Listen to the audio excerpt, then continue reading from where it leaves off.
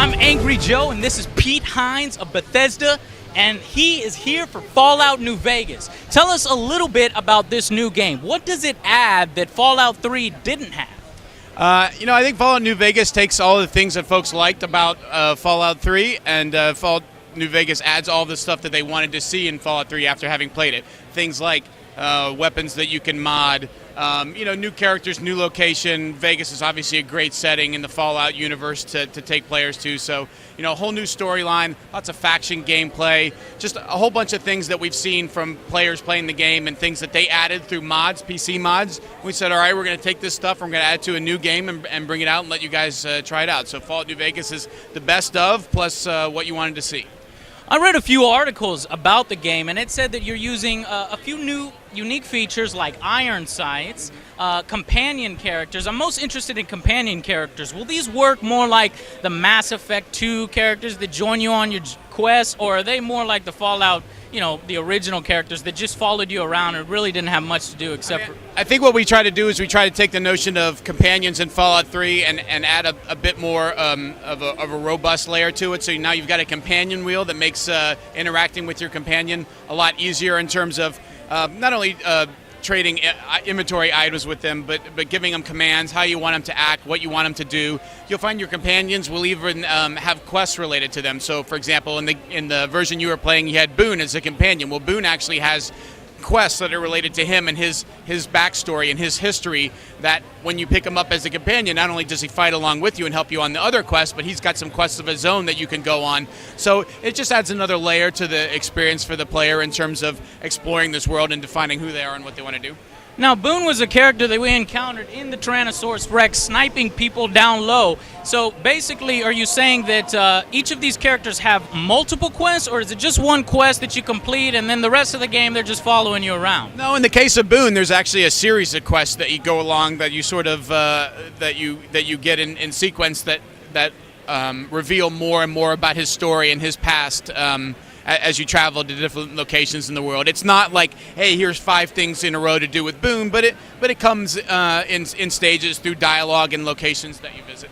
A lot of my fans are really excited, but yet kind of worried that Obsidian has taken back control of this new Fallout Vegas game. They're excited because they heard that some of the original Fallout and Fallout 2 people are involved in Fallout New Vegas, so it might set kind of a similar tone. Is this game going to be more like a darker tone, or would it be more consumer-friendly like Fallout 3? Obviously, we're very proud of what we created in Fallout 3. We certainly have given Obsidian a lot of artistic license to create the kind of game that they want to create. But, they're creating this game in conjunction with us. We're not just sort of turning it to them and then turning our backs and, we'll see what happens when they come out with it. Yeah. We've got, a role as well in making sure that it sticks to the kind of Fallout game that sort of how we've reimagined it, but with the kinds of things that they want to do. So it's a bit of a mix. At the end of the day, I think what you'll find will feel both familiar and new and different, and I think it's a good thing. Yeah. And in this same line of thinking, the darker tone, there's a city in the game supposedly called Gomorrah. Is that correct? Gomorrah is actually one of the casinos that you'll find when you go down on the Strip. A lot of people are wondering, will you be able to have romantic involvement options? Not talking a whole lot about that. At the end of the day, unromantic options. It's Vegas, so I would say, there's a seedier undertone probably to Fallout New Vegas. Strippers? Than you saw in Fallout 3. I think there's a good bet. You'll probably see some. How about ghoul strippers, the reverse strippers that you actually pay them to put their clothes back on?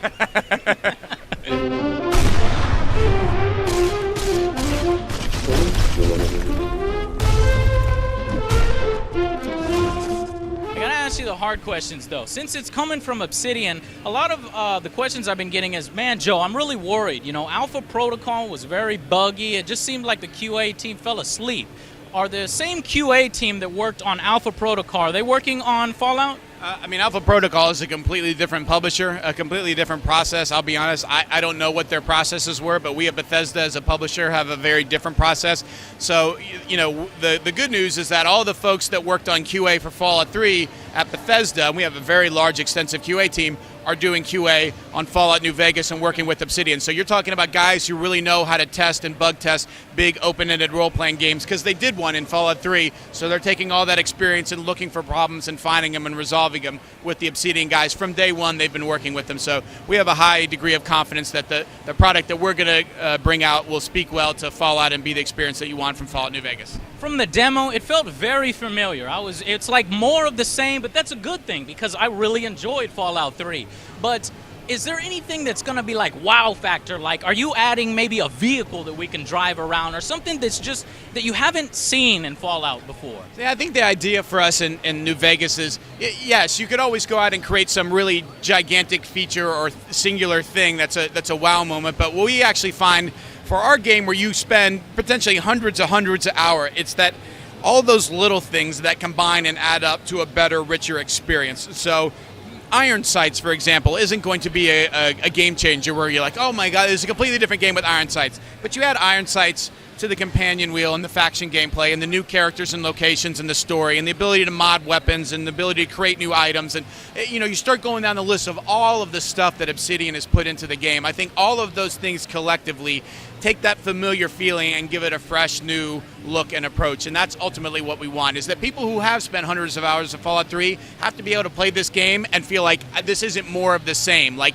it feels familiar, but I'm getting a lot new stuff that I haven't gotten to do before, and that's ultimately what we're going for. New stuff. Let's talk about new stuff. So how many new weapons are added to the game? So Fallout New Vegas has twice as many weapons as Fallout 3. So you're talking about weapons that were in Fallout 3 that'll appear again in Fallout New Vegas, but then a whole host of new weapons, and then you add to that the ability to take existing weapons like a 9mm pistol, which is familiar to anybody who's played Fallout, but now you can add a modified ammo, so you can have a larger ammo clip, you can put a scope on it, so you have the ability to take existing weapons and add mods to them to further enhance them. So it's not a new weapon, but now even this existing weapon feels a bit new because you got to change it and modify it yourself. So instead of picking up like a rusty rifle, you pick up a rifle, and then maybe it is a crappy rifle. You add a scope, you add a bigger clip, you add maybe a rifle butt, something like that improves Absolutely. accuracy. And the ability to do that to all those different types of weapons really adds even more to the huge number of weapons we already have.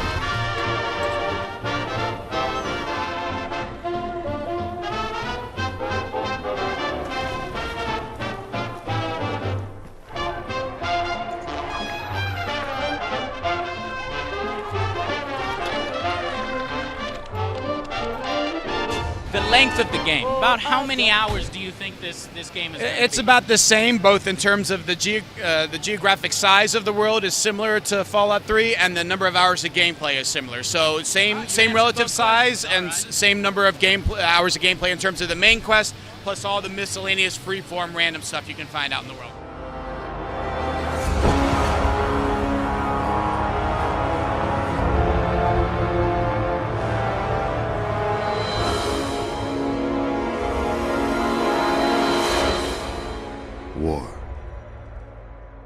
War never changes.